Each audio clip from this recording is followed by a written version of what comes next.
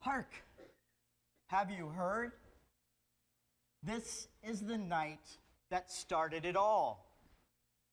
I am bringing you good news of great joy for all the people. To you is born this day in the city of David a Savior, who is the Messiah, the Lord.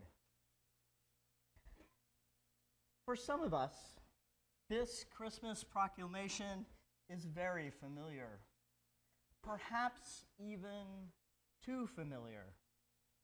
When is the last time you truly pondered the mystery of Jesus' nativity? For others, perhaps this proclamation rings in some distant memory. And still others, perhaps this is totally new. The Christmas message is about love, God's love for us. Jesus is the most tangible, immediate sign of God's love for the world, for you and me. Our celebration tonight of Jesus' birth is about embracing this love, putting God's love at the center of our lives. It is about creating the space so that God is able to dwell in and among us.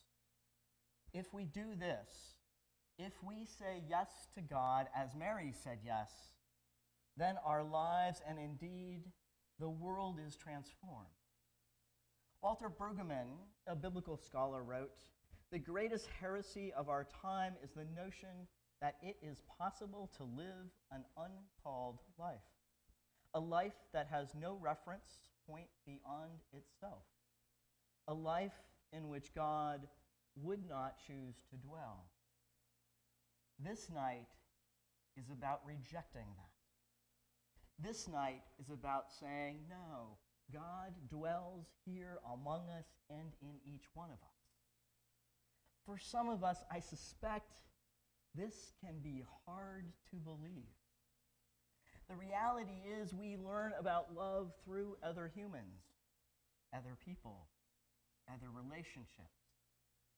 This means that over time, we learn that love can be messy sometimes, and sometimes very complicated. And even at times, it can hurt us. And so as we grow in our old age, bit by bit, it is easy to get jaded. It is easy to say, no, that love is not for me. So what do we do with this Christmas message? I still believe, even in the most jaded heart,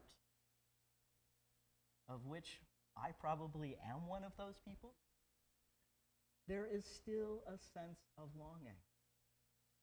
Our jadedness does not come because we do not long for love.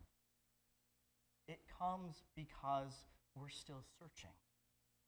And the task tonight is to figure out that God is that place of searching. It is the Alpha and the Omega of love. And we know this, I'm going to suspect and make the argument, with Hallmark Christmas movies.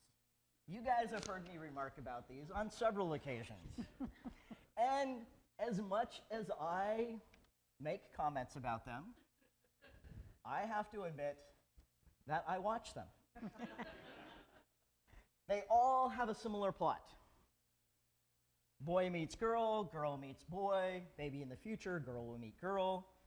One of them comes from a big city, works all the time, does not recognize at all the Christmas message. Until that is, this person, for some plot twist, will have to go to a small town, preferably rural, where they will not only learn about the Christmas message of love, they will actually fall in love and get married. While real life doesn't quite tie up in a nice, neat bow and resolve itself in the typical 90 minutes, nor do I want to make the case that marriage is what love is about. It can be, but it is not always. But we watch them, me included, because the guilty pleasure underlying the watching of the learning of the Christmas message is our own longing, is our own wanting to have that as part of who we are and part of our life. And so we watch. I think it's also true if your favorite movie is A Christmas Carol or if it's A Wonderful Life.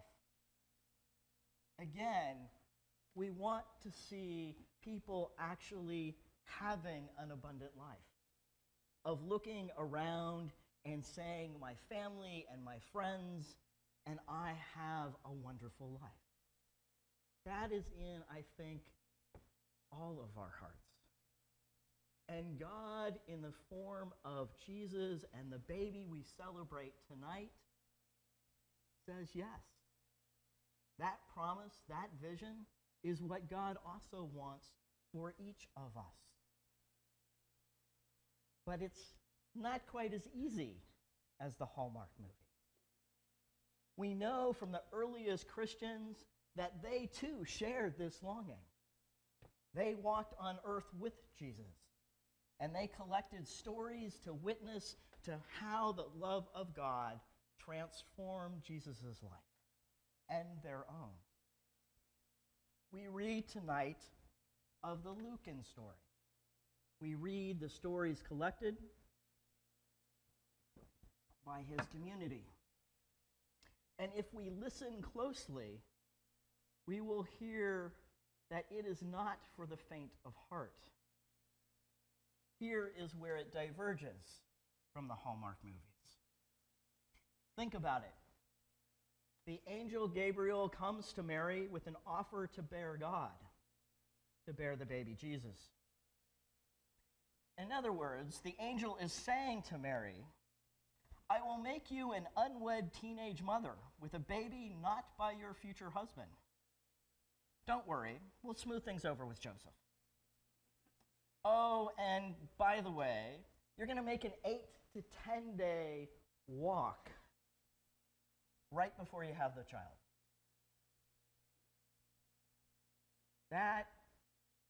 What would you say to that? How many of you would be running from the room? Perhaps all of us, if we're honest. The God that comes to us this night does not promise the easiest path. That is part of the hard truth of this night. But the fruits of what is gained, the way of love that will demand all of us, will also return exponentially more to us than we can ever imagine. This God of ours has promised that through love, the entire world is being made new again. It is the fulfillment of the promises he made to Isaiah. The fulfillment of God's promise is nothing less than the bringing of heaven and earth together. That's what Jesus' life was. Isaiah said, it will be a time when the wolves lie with lambs, when mothers shall not fear for their children's lives, when the hungry will not go hungry anymore, and those without houses will have shelter over their heads. That is the promise. That is what is out there for us to say yes to. Perhaps in our lives only partially, but the fulfillment of that promise, of what that stands for, that begins tonight. It begins in the birth of a baby. It begins when God said, I love the world so much that I will give my only son. And that son we celebrate as the baby tonight. As we go through the liturgical year, we will watch that son grow, and we will watch that son do miracles where the blind will see and the deaf will hear. That is the God that we follow. And that is what is promised to us, if we but say yes. It is also a time when that promise is given to all. If we look back into Luke's story, who heard the Christmas message first? The angels were sent to the shepherds. Now, shepherds in Jesus' time were the poorest of the poor. They worked and slept and ate with the sheep and the goats. They were dirty and they were smelly. And it is to them that God sent his angels. I find that to be a remarkably good news. It means there are no outcasts in God's love. There are no outcasts in God's promises.